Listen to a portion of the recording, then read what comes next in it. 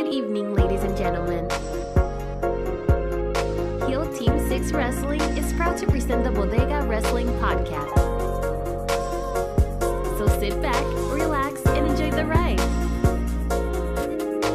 In 5, 4, 3, 2, 1.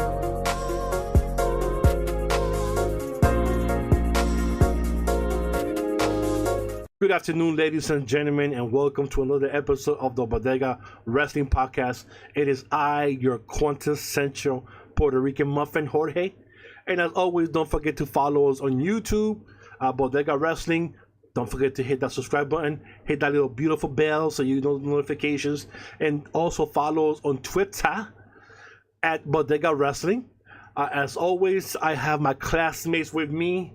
First, we have our own announcer, Mr. Bob Custis, aka Michael Larkin, gracing us with his presence today from his other 100 other podcasts that he has. Mr. Larkin, how are you today, sir? Doing well. Happy to be back on the bodega with my two homies. So I'm looking forward to talking AEW and the weekend wrestling. There's a lot of stuff has happened. Oh yeah, man.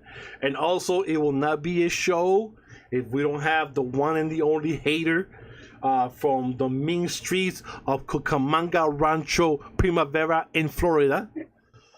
He just came back from his vacation looking at Mickey Mouse, and there was a story going around that supposedly the boat was being dragged in the Bermuda Triangle, but when they found out the hater was in the boat, it pushed it back out.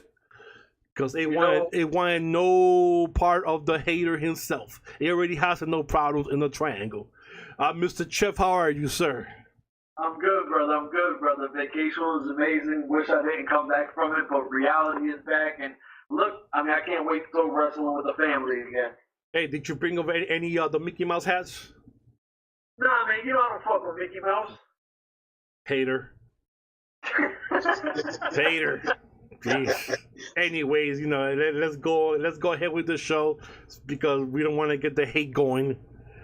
But we started, man. If anybody noticed, the little merchandise company that could, AEW had their first show this past Saturday, and Twitter Nation was ablaze, man. I've never seen Twitter wrestling up in an uproar. There was people making fake accounts, backup accounts, burner accounts, just to go up there and just hate on the company, compare it to other companies, and just shit on the company as much as possible, man. And the show, I finally got to see the show on Monday, through illegal means, but I'm not paying $49.99 for that's $50, man. That's gas. I'm sorry, I ain't paying that much for that. But it's snacks. But I got to watch it on Monday, and I will say, man, the atmosphere and that crowd was hot. I haven't seen that type of atmosphere and those fans going crazy since WCW and the whole NWO thing, man. That crowd was lit from beginning to end, and it did its job. It was sold out. They're back. We finally got some competition for WWE and other wrestlings. We finally have some other option of seeing new guys coming out to different promotions. We finally got some inter-promotions. We get to see people from different companies wrestling each other. So the sky's the limit right now. I know it's only been the first show, but their second show already next month is already sold out. And it's sold out in less than half an hour. I want to say either Tuesday or yesterday. So their next show is already sold out, and they already have the next two shows already lined up. And the TV deal is October 1st. So the company's coming whether people like it or not. So Mr. Larkin, did you have a chance to watch the show? If you did, what did you thought about the show? What did you see happening going forward? What was your good match? Which one you hated? Let us know, brother. Just tell us what you thought. Okay, so I did watch it Sunday because I too, like Jorge, am not paying $49.99 for that show. That's gas money. I watched it on Sunday. I enjoyed it. I think from top to bottom, from the pre-show matches, was very good with Kip Sabian and Sammy Guevara, and Adam Page winning the 21-man Casino Battle Royale. Dr. Britt Baker did her thing in the women's match, and it was a nice surprise to see Awesome Kong in that match. I thought the DDT girls worked very well, from the Japan and China over there as well, with OWE, with the Strong Hearts against SCU. Dude, everybody worked their ass off from top to bottom. Cody Rhodes with his shot at Triple H destroying the throne before his match with his brother, and just the bloody gusher that he bled in that match, and now they announced we're going to get the Young Bucks against the Rhodes brothers at the Fyter Fest. I thought the Young Bucks and Lucha Brothers tear it down. I think the match they announced for the next one it's the Elite, Omega, and the Young Bucks against the Lucha Brothers and a partner of their choosing, so that should be very interesting. Jericho and Omega was fine. I mean, the aftermath of one John Moxley coming back into fray, dirty deeds on the referee Paul Turner, Chris Jericho, and him and Omega brawling, and DDT on the dice, and then he throws him off the stage. I mean, dude, obviously, I'm going to say we're probably going to get Omega and John Moxley for All Out in Chicago, but they did announce that next month at Fyter Fest we are going to get John Moxley and the Bad Boy. It's Mox and the Bad Boy, Joey Janela. So there's a lot to come. It's very exciting time for professional wrestling. I thought they delivered. Now, Mr. Chip, before I join you, Mr. Chip, there, good thing you mentioned that. Like, who is this Johnny Janela guy? Like, I didn't know who he was till last year during WrestleMania weekend, and they were having the Bad Boy Janela spring break thing. Like, where this guy come from? Like I said, I just heard of him like a year ago. So, I know him from MLW. Okay, so I never heard this dude till last year. So I was surprised that this dude was like, somebody big, and he already has a big match coming up with. Oh, you said Jericho or Omega? No, Moxley. John Moxley. Yeah, Moxley. So, I mean, like I said, I didn't know who he was, but thank you, Chef. So, Chef, what do you think about the show, man, if you did get to watch it? I don't know, I did get to watch it, and like the rest of my partners in crime, literally, I did not pay $49.99. I think we all pirated Double or Nothing. Hey, you can't say that here, man. No pirates. Well, listen, I just came back from the Caribbean. I was talking about Jack Sparrow. Oh, okay. Oh, there you go. Yes. Yeah, no. Like, honestly, I love the pay-per-view, and Larkin had such a great breakdown. Two things that I'm glad he didn't say, because I'll touch on that. I think Bret Hart coming in and bringing the belt out, which is a beautiful belt. I love the new champion belt. I think that was a nice shot at WWE, because let's face it, we all know that Bret Hart has had issues over there. And me being a big Awesome Kong fan, to see her come out, I thought that was super special, because I haven't seen her wrestle in a long time. So I enjoyed the whole show.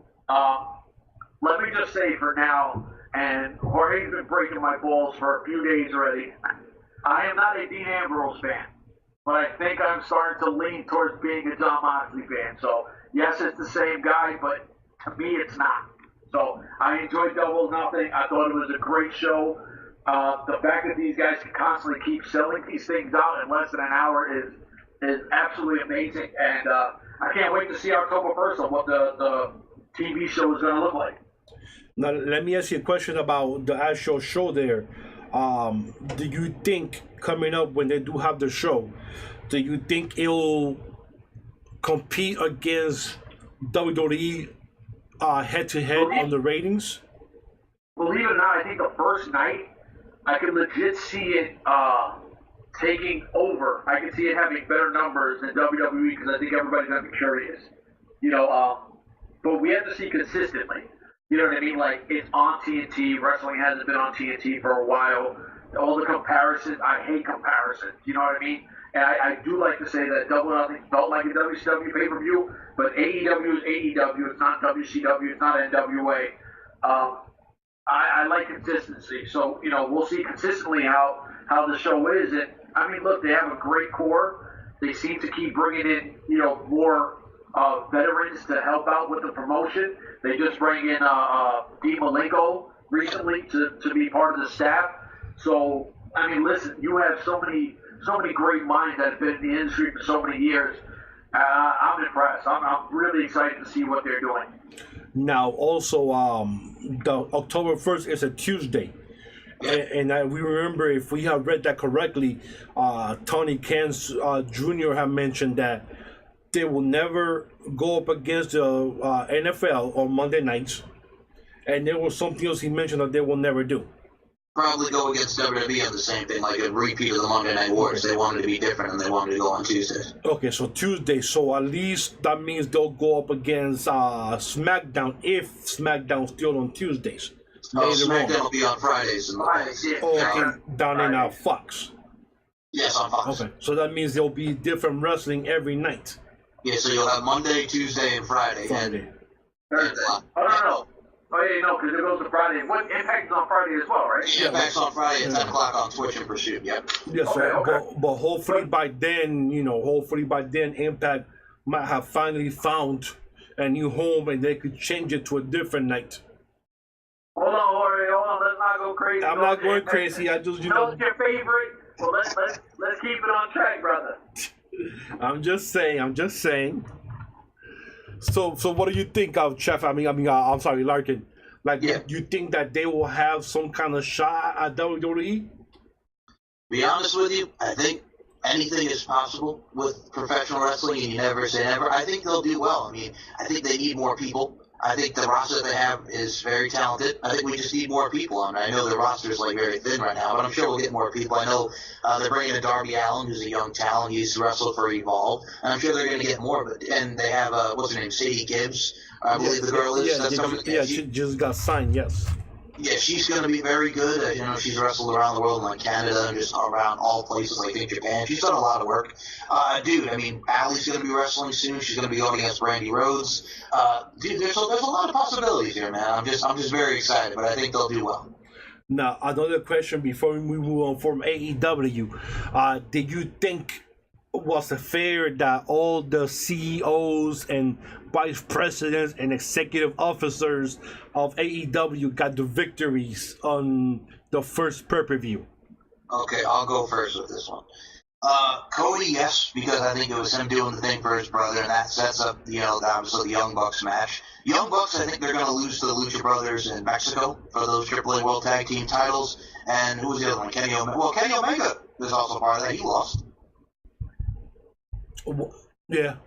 Oh, and Hangman Page. Oh, Hangman Page, yes, I'm sorry. I think that they want to build Hangman Page as their guy, as like the babyface. I think him and Chris Jericho will tear it down when we get that match. So, it makes sense, but we shall see how it progresses. But yeah, those are my thoughts on Cody, Young Bucks, and all of that beforehand. What about you, Jeff? Nah, I didn't like it. Regardless of what with the Jericho and Omega, you're going to get one of them anyway to win. So that's whatever. With Cody, I kind of knew it was going to happen, because of, let's just face it, Dustin is the older one, and he's going to kind of pass the torch and all that other good shit. So you've seen that coming. I wanted the Young Bucks to lose, not because I'm not a fan, even though I do appreciate their work, but you can't have your entire fucking core staff win. And Hangman Page, I never really knew until just say the last, last year. And he's grown on me. I really dig this dude. But I do wish that, at least it was a 50-50, you know what I mean? To have them all just to go over and dominate their first show, I thought was kind of corny. And I agree with Chef. Even till I want to say 2 years ago when Ring of Honor, I didn't even know who Hangman Page was either till he joined Bullet Club, and I'm still thinking they must have felt sorry for this guy because he's not that good. But seeing him, developed ever since, and then going to Japan and really, really open his wings and fly. I was like, this dude is pretty good. I like this dude pretty good. But the funny thing also, and I want to ask you guys about this, he won the Casino Royale match, which he wasn't even supposed to be in it originally. Yes. Exactly. So, do you think this was like a last-minute decision to put him in there because now he doesn't have a match, and then to have him win it? And if yes, who do you think they had him win before he got added? Oh my God, to be honest with you, I have no idea. I think you make a good point. It might have been a last-minute thing. As far as who they wanted to win, I think the guy he eliminated, was going to win it. I think MJF is going to be a top heel for that company, and he's young too. And I think he has a lot of potential. I think they were originally going to go with MJF. What do you think, Chuff? No, I agree. I think it was going to be MJF, even though my complete biasness was going to say Jimmy Havoc. Of course. God. I'm just being honest. I'm biased. That's all good. Jeez. Yeah, but I do think that MJF, hands down, was the guy that was going to win it. You know what I mean? I don't even think it was a question. And, I mean, to be honest, like I said, Hangman Page like you said, and you're a real wrestling fan. Me, I consider myself a casual fan. I like wrestling. I love wrestling, but I don't know what you guys know. And I don't know anything. No, I'm just saying, like with Hangman Page, I didn't know his work real much, and then I started watching New Japan. A lot of the stuff I started watching from that YouTube shit they got, that being the elite. Yeah. They kind of go hard on him, like they shit on Hangman Page. And it's funny as shit, but this dude is super talented, and I mean, I'm glad he won, even though, I would like to see MJF. I know he's a Long Island kid, so, it is what it is. It's just, like I said, it just felt like every single person at the top of their core just came away with a win, and I hope the next show is completely different. I just want to add this as well, because Chef mentioned Jimmy Havoc. I know, Chef, you were very happy that Jimmy Havoc got the old staple gun, stapled little Tommy Dreamer testicles in that battle royale, putting them on that boy Tommy Dreamer. Just had to put that in there. Yeah, and he actually stapled a cigarette to Janela's forehead. Yes, that's right, the cigarette to the bad boy, yes. Oh, my Lord. This is what I'm saying, is how can you not be fucking entertained with Jimmy Havoc? I don't know, man. It's like him and Sammy Callahan should be a tag team. They should be. Jeez, they'll be killing everybody. There is nobody on the planet hardcore enough to deal with those two nut jobs. Yeah. And imagine them as a tag team. That would be a hardcore nightmare every match. Dude, that would be... But you know what, though? Like, if you look at it, that would be one of the most interesting tag teams that you could probably ever see. And I will say this, if you guys want to see a sick tag team with Sammy Callahan, go watch his early stuff when him and John Moxley were the Switchblade Conspiracies. They did a lot of crazy shit in CCW. Lord. What? No, I'm just saying, I'll say, oh, Lord, them two together back then, yeah. Jeez. Boy. Yeah, but one more question, because you guys keep putting stuff in my head. With the Young Bucks and that AAA tag team belts, do you think it was fair for them to win and beat the Lucha Brothers and still keep the belts and then maybe lose it for a later date, maybe at a Triple Mania in August? Yes, I can see that, or if they want, they can get that big moment and have them win it at the Garden in September. Yeah, Jeff. No, I mean, listen, if they do have a match in Mexico sometime, I'd rather than drop it there at home. But if they do want, because listen, with the AAA shit, their crowds are fucking massive. So it's not like the Garden is good. The Garden is big to us, but if you ever watch a AAA event, their shit is crazy. But, yeah, the big shows. Yeah. But if you want something with, like, headlining shit, I guess, do it at the Garden, and, they got to drop those belts. I have no problem with partners and bringing the belts on, but I think that AEW really needs to start bringing belts to their own shows and showcasing their own titles instead of somebody else's titles. Yeah, which they have now. Who's supposed to be Jericho against Page, right? Yeah, Hangman Page. I'm thinking for that title in the future. All Out. Yeah. Also, that's going to happen at All Out. Yeah, I'm thinking it's going to happen all out, but also you actually look at what they're doing with New Japan next month. He's going against Okada for that, IWGP Championship. Let's see what happens there. Well, interesting. Think about the first champ that's going to be on fucking the first TNT show is a former WCW guy. How crazy is that? Yeah, a former WCW, WWE, ECW guy, yep. Yeah, he won every title in every federation. Yep. Oh, has he won a title in every federation? Yeah, he was a champ in Mexico, Japan, WCW, ECW, WWE, yep. Holy shit, Jericho was like the fucking king of kings. Plus, he was the first dual champion when, they did the SmackDown or the heavyweight belt and then the world belt. He was the first one.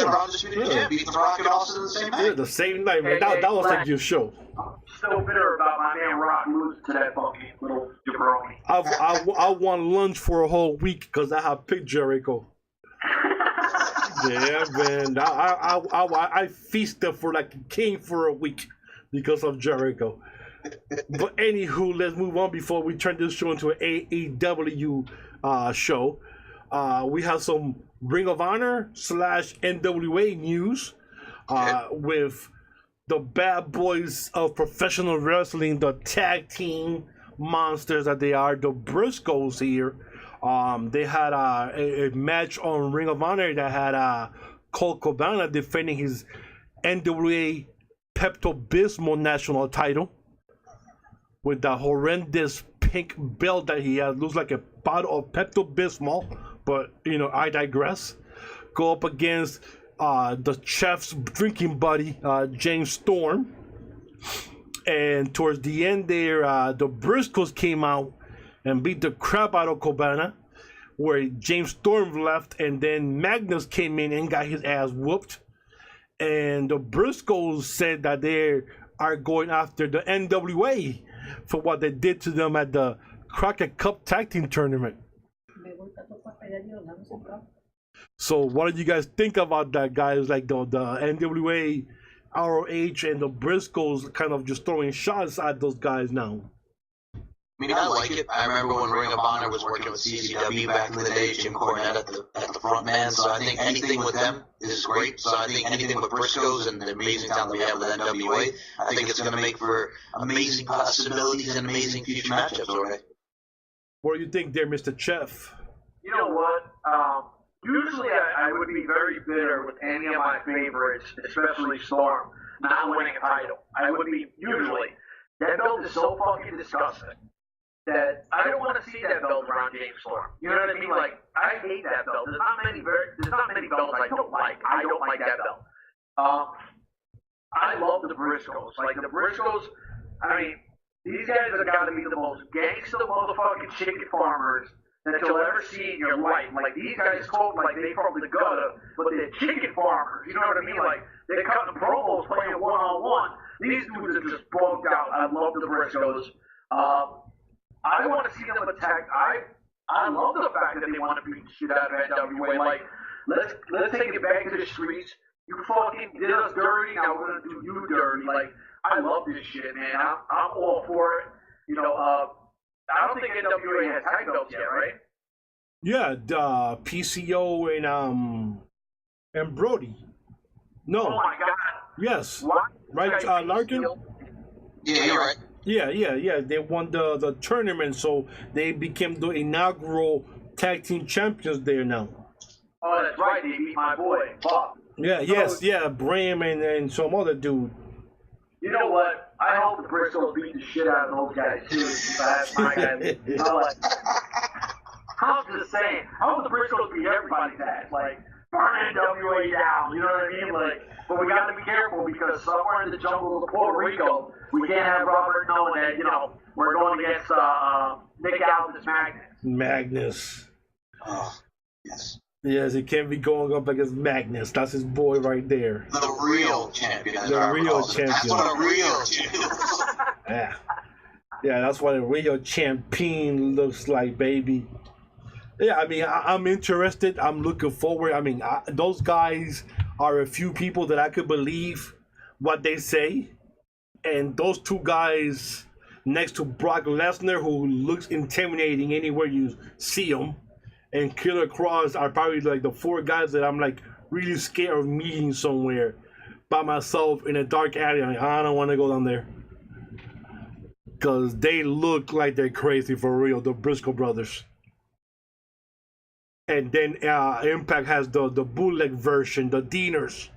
Oh, yes, with Jake Deaner. The return to Cody Deaner, yes. That guy fucking kills me. The fact that his last, like, I don't want to sound like a clown, and I don't mind sounding stupid at times because I'm going to sound stupid, but I think I've said this already when I think we were in the chat, and you said Jake something, and I was like, no, what's his last name? And you were like, you said that. What's his fucking last name? Like, Jeff, it's something. Yeah, like, dude, first off, I can never be a fan of a guy when your last name is something. Like, you know what I mean? Like, these, I don't know, first off, there's only one Briscoes. You know what I mean? Like, that I don't know, man. I can't fuck with these Diener guys. Well, first and foremost, I'd just like to add maybe with Jake something. Maybe he was channeling his inner Maxwell from the Urban Hang Suite album. It's also featured Ascension, man. You want to do a little something. Right. Do a little something. Maybe he was listening to Maxwell and he said, "Hey, my last name's something." I can fuck with that. Yeah. All right.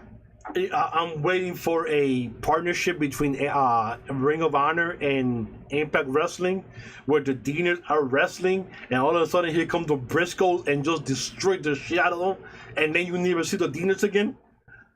You know what it is? I think They like just destroy them. You won the real thing. Here we are, and you never see them again. I think Jake has talent, but I just look at Cody. I'm like, because I remember when Cody, like you, Jorge, and all of us here on this call, remember when he was with ODV and that comedy shtick that he did, and it's just like, no. I just couldn't take it. It just reminded me of the Briscoes. It's like a ripoff, man. Mm-hmm. I don't know, but I digress again. I keep digressing to I digest everything. But anywho. But we have. Let's move on to my favorite company, Impact Wrestling. We gotta talk Impact. There's little rumors going around. We see the little tweets here and there. Some more people that we know, we will not mention their names here. Going crazy back and forth about maybe a TV deal. Since Conan was on one of those podcast shows.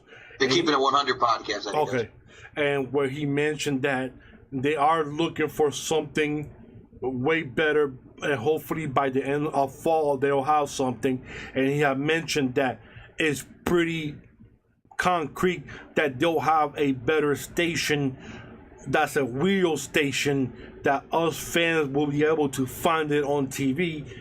And now it has Twitter wrestling, Impact wrestlers, or Impact fans going at each other, gauging each other's eyes out, trying to figure out which station is going to be, having all these multiple choices, lists, and I'm just sick of it already, man. I just want them, I told them I want it on one, that's other than Pursuit, and two, that I could find a damn channel on TV. I'll be happy after that. I don't care what channel it is, as long as it's on a basic cable that we can find it, I'm happy. So I don't know what you guys think about those news. I know I spoke to Mr. Ed Norholm 2 weeks ago when I was there at the Phillies tapings, and he had told me that that he was up in New York earlier the day before, so he wasn't on the first day of the tapings having some meetings with some channel and networks and stuff like that. So, and he was there on the following night. So he did mention that they are looking. So he's definitely looking for something. Larkin, something. We can do a little something. Woo! Break it down, brother. Thank you. You gotta be the whitest soul man I ever met, bro. Thank you. Go with something like it. What do you think, man? Okay. Now after that, I'm gonna try to follow this. Okay.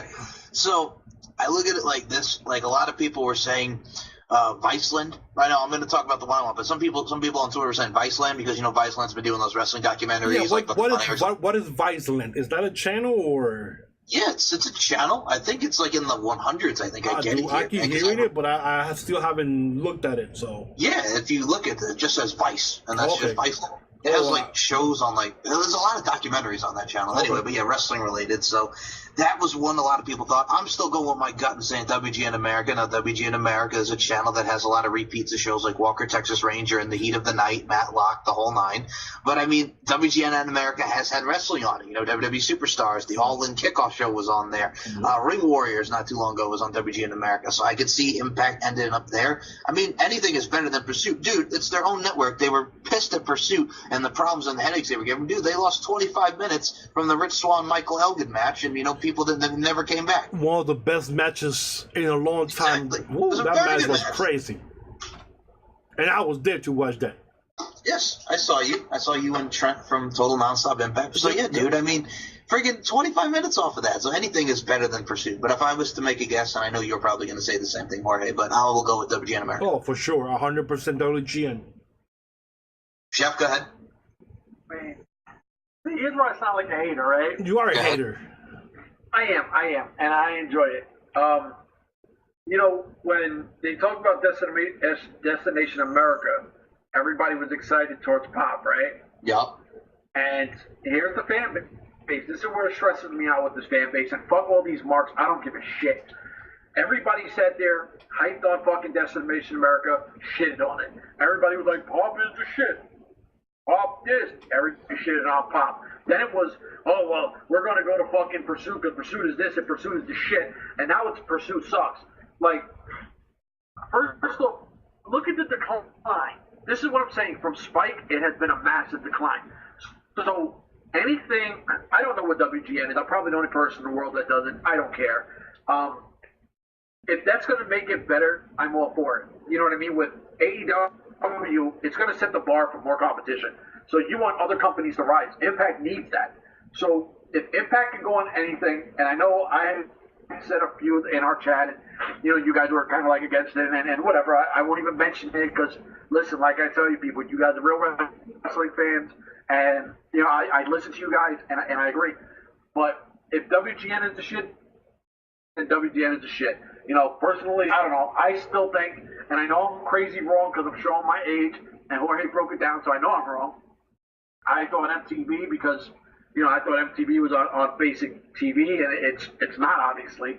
But I mean, just anything better than Pop and Pursuit, you know, because Twitch is a fucking joke. So anything better than them, I'm all for it. You know, I want to see these guys be showcased better. You know what I mean? Like, you got a really good roster, and I really want them to fucking shine instead of being stuck in purgatory. Yeah. Yeah, you know, and with the purgatory comment there, back to AEW, there was a couple of superstars in attendance there. To name Mr. Killer Cross and Scarlett Bordeaux sitting in the third row, which threw Twitter into a frenzy.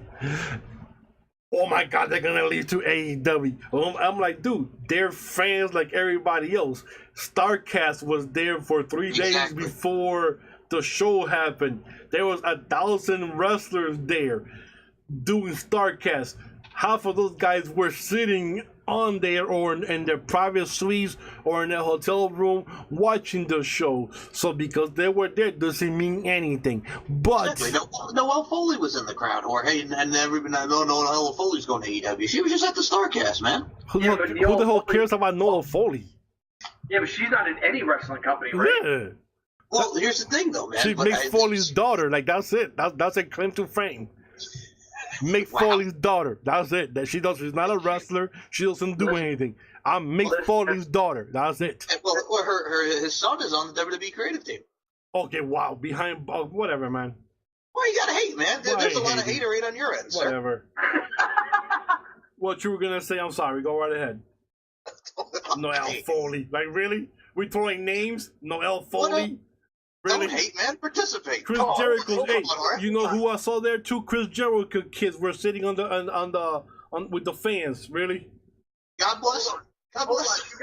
You guys keep throwing out celebrity names, but I was like, oh, Jorge's about to mention the big homie, the King of Brooklyn, and you went to fucking Killer Cross and Scarlett Bordeaux. What about Iron Mike Tyson now? He was there, looking like Iron Mike only can be. That's what I saw, Iron Mike.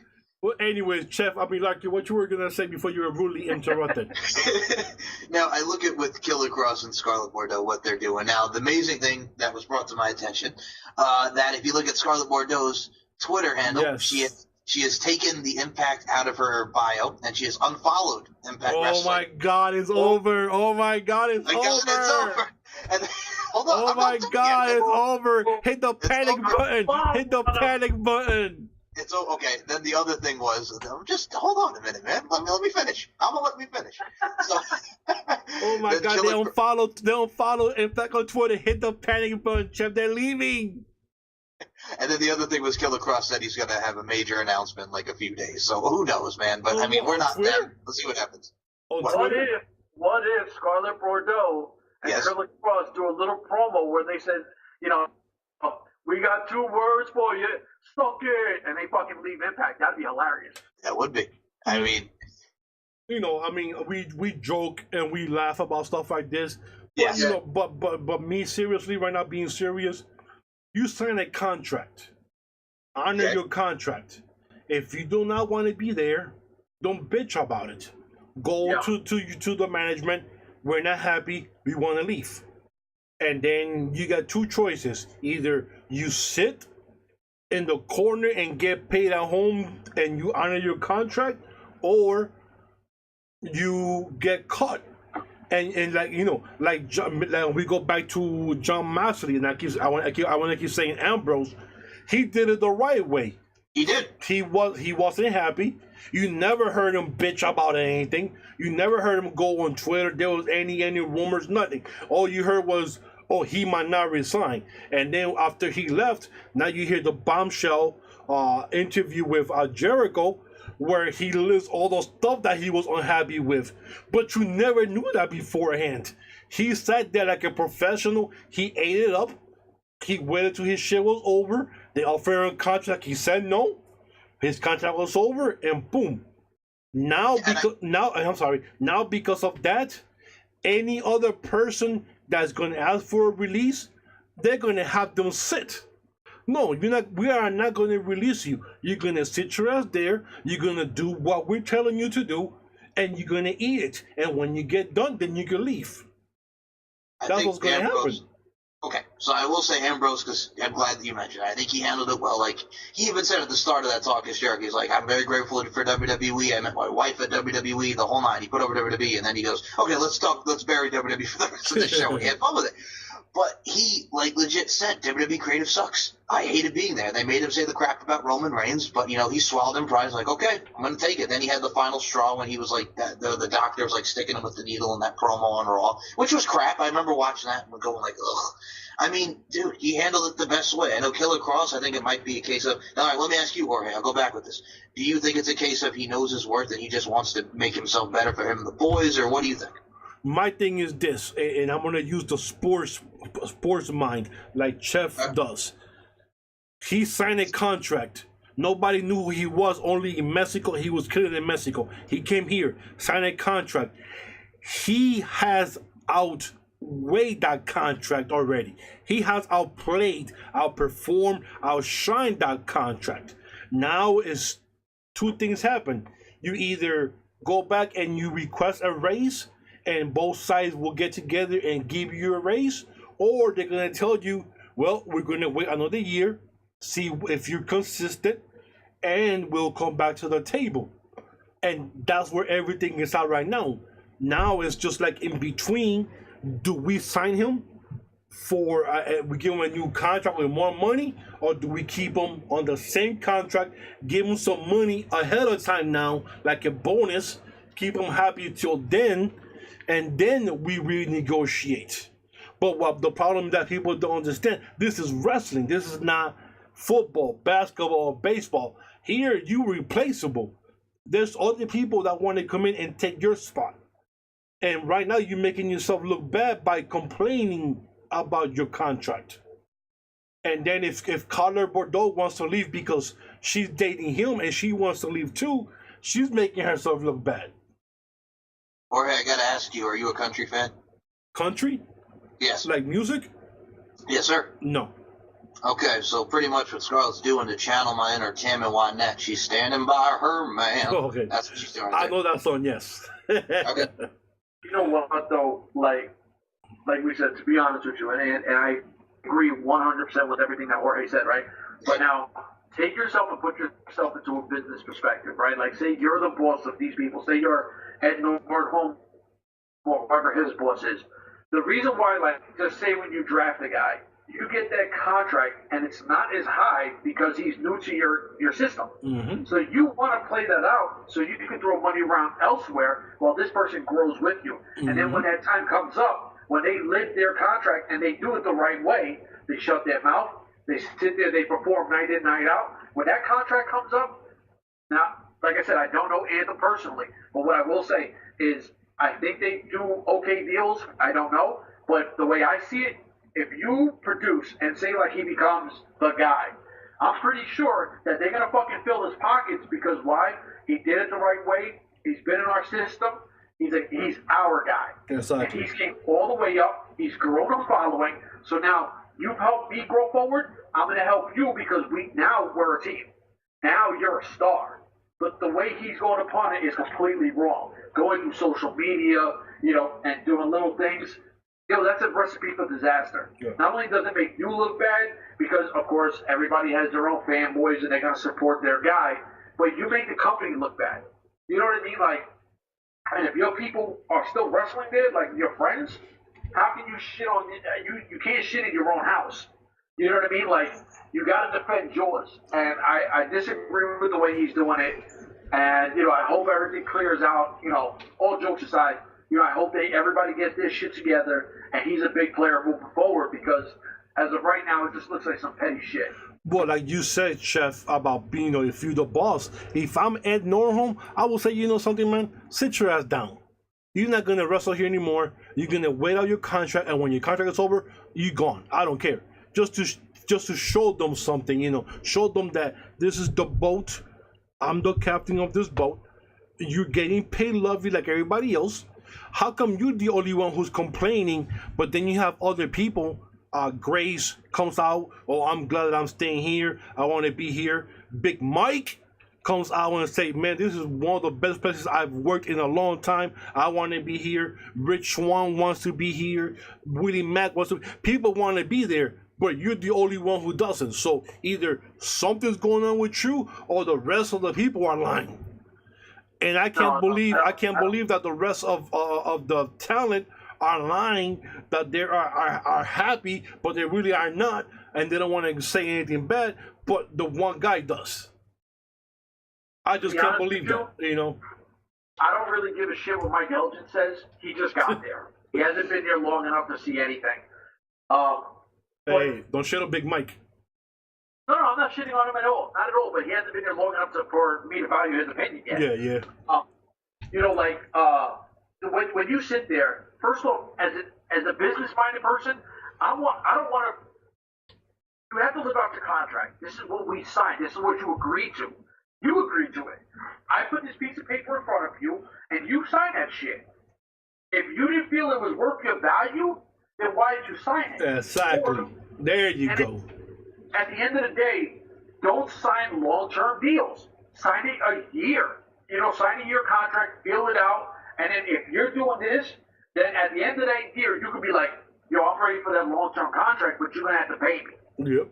And from there, you have, the leverage because you're a star that everybody's talking about. You know what I mean? Like, so I don't know, man. I just think that you got to honor these contracts. I just, unless management or something is going on where it's so fucked up that you want out, which then I understand.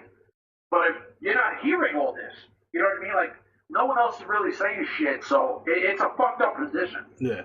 Well, I just thought something funny that we just saw on Twitter a couple of days ago about Mr. and Mrs. Mike and Maria Kanellis there, Bennett, how they went on social media and put down like 1 month left.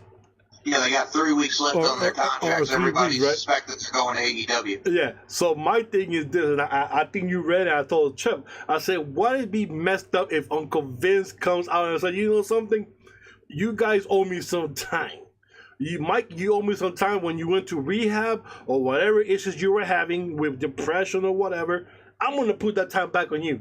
And you, Maria, you took 9 to 10 months off because you got pregnant. You owe me some time, so all the little vacation you guys are trying to do, cancel it right now because you'll be here for another year. And that's something that Vince McMahon totally probably would do. I'm seeing that actually. I mean, it'd be so messed up, but I can actually see that happening. Like 2 days before the contract is over, bam, the new break that they can't leave.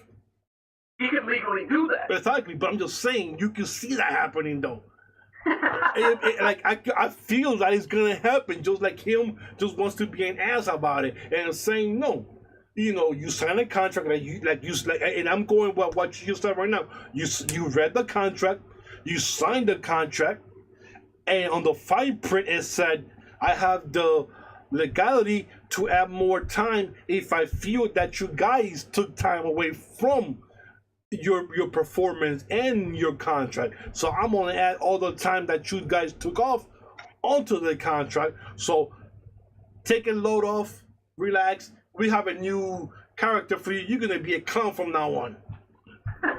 And you are gonna go back to fighting with pillows. Yes. That'd be hilarious if Mike Bennett is the next Doink the Clown and she goes back to Brock pain matches. Oh my god. Hey, I'm just saying, Uncle Vince. Everybody say Uncle Vince this. Uncle Vince has a sick sense of humor. You know, I got a question for both of you because I don't know these things. But when you sign a contract with wrestling, right? Aren't they supposed, when you go to negotiations of doing it, aren't you supposed to ask what direction do you have for me? Like, where do you see me in the next 5 to 6 months? Like, you know, like, aren't these questions that you're supposed to ask? Yes. Go ahead, Jorge. How come it's this big fucking surprise to people when, you know, it happens and then all of a sudden they think that they get bigger than what they originally asked for? You know something? I think if you are a big time name, that you already are been there, a vet for 10 years, I think you ask that question. But when you fresh off the boat and you want to be in WWE so damn bad, you don't care about all of those questions. You just want to be there. And now people are saying when the Moxley Ambrose thing came out, now people are on Twitter, and especially some of the stars are saying, after reading this stuff, it doesn't look like people now don't want to jump on that boat anymore like they used to, because now they see somebody who actually just left on the right terms. He didn't get fired, he didn't quit, he did it the right way and actually left. And now you've seen the real dark stuff that you never hear about. This guy put out there, like, he just basically, this should have been done into a mini series, the Moxley story on AEW, or I'm sorry, A&E, the weekly 2-hour special, and have them talk about the darkness of what really happens behind closed doors. And you have this whole list, and now you have all these new people going like, oh damn, we don't want to go there anymore. This is a cautionary tale for the newbies now that want to be there, like, oh, we don't want to go there anymore. I mean, at the same time, like, you know, and I'm not trying to drag this out or belittle WWE, not at all. They could take it. They could take it. But if you look, Gail Kim actually, and it's why I put her on the graphic, you know, we were laughing about it. She put hashtag free EC3. Now here's the thing that gets me. Ethan Carter, nobody knew him, you know, when he was doing the NXT thing that nobody ever remembers of. He becomes a household name with Impact Wrestling. Yep. He becomes a fucking star. He goes back, you know, for whatever reason. It's none of our business, whatever. He goes over there. He looked really good in NXT. He gets called up, and all of a sudden he's in fucking limbo. Like, you don't see shit. And it's like, how the fuck can you have a guy who's so dominant on the mic, great in ring? You know, he has that look. Ethan is he looks like a champion. And, you know, he's so misused there. And I'm thinking, you know, maybe he was that guy who wasn't long enough. You know, like you were saying, where he just thought, you know, I grew myself. I'm going to go over there. I'll rise to NXT, you know, and I'll jump to the main roster and whatever. But, like, he's got to be looking and saying, damn, like, what am I doing here? You know what I mean? Like, I think he was called up way too soon. He was having great matches in NXT, like the likes of Adam Cole, the Velveteen Dream, and he gets on the main roster, and I mean, he beats Dean Ambrose, then he loses to Dean Ambrose, and then he's on the main event, loses to the Carbon Man. And you know, I don't want to cut you off because I agree with what you're saying, but here's a guy, and I don't think he ever needed NXT. Like, NXT is no longer a developmental. It's their own brand, yeah. Yeah, you know what I mean? It's its own thing. EC3 can talk with anybody, he can wrestle with anybody, and he looks like a fucking $1 million. So, and here's a guy who, okay, fine, and he did look good. I think with Ambrose, you know, like, you know, with the rumors of him leaving, they had him lose to him, and, you know, it looked like they were going to do something with it, and then it just kind of went to whatever. But what I'm trying to say is, with a guy like Ethan Carter, you know he can perform with anybody on that roster. You know, I don't care if it's fucking AJ Styles. What's the vanilla midget guy that I always fuck with? I forgot his name. Also Aries? No. No. That's the king of vanilla midgets. Daniel Bryan and all them? No. Finn Balor. Oh, Finn Balor, sorry, yeah. You know, like, he can wrestle the little guys. He can wrestle the really big guys. He can talk with anybody. And, you know, it's like, if I'm an Ethan Carter, if I'm a lot of these guys, like, first of all, I'm not even getting that piece of shit jobber belt that they just put out in the 24/7. Oh, God, yeah. Like, it's a jobber belt, you know? And R-Truth even made a song about fucking, I'm gonna run and hide or some shit. But, like, I'm not even in that kind of thing. You see Ethan Carter in other people's promos in the background looking like a fucking a ring crew. You know what I mean? Like, so I hope that he's smart enough that when his contract ends, he looks at Impact first. Now, I would love him in AEW, don't get me wrong. But Impact Wrestling, that's his home. That's where he was made. You know what I mean? Like, I would love for him to go home. I would love for him to shine. I'm getting off topic because I don't even know what the hell we're talking about. I just needed to talk about Ethan Carter. I don't know why. Well, no, I was gonna say something like, I hate to say this, and I am going to agree with Chef for a change about the 24/7 belt being a jobber belt, and that became more obvious when what's the guitar guy with the guitar? Elias won the belt. And then, why is he hating on my man? No, I'm not hating. I'm trying to agree with you with it. He's right. He did the thing, Chef, where Elias won it on SmackDown, then he lost it back to R-Truth. Exactly. But Reigns destroys Elias, and then he tells R-Truth, cover him, get the belt back. Right there and then, I'm like, oh my God, this is a jobber belt. Because why didn't Reigns go for the belt? So basically, Reigns is too important to go for the 24/7 belt when he had it right there. Right there and then, I'm like, oh my God, that it is a jobber belt. And you see now Eric Young, EC3, straight Mavericks, but running around like a bunch of chickens with their head cut off. And I'm like, look, we get to see half of the TNA crew actually getting some shine on TV, except they just running around chasing some dude for the European title. Yeah, I mean, look at it, dude. I mean, what they've done with that 24/7 title, the first champ was Titus O'Neil, he grabs it, then Bobby Roode wins it by pinning him, and then R-Truth, then Elias, now R-Truth again. Well, this is going to be the belt that a lot of TNA guys are going to have as their first belts on. Like, EC3 is going to be a former 3-time 24/7 champion. Eric Young is going to be a 6-time 24/7 champion. That's going to be their claim to fame when they leave WWE. Oh, I was a champion once. I had the 24/7 and the European title at the same time. But anyways, we digress again. Yeah, so this is what's going on with the old TNA guys.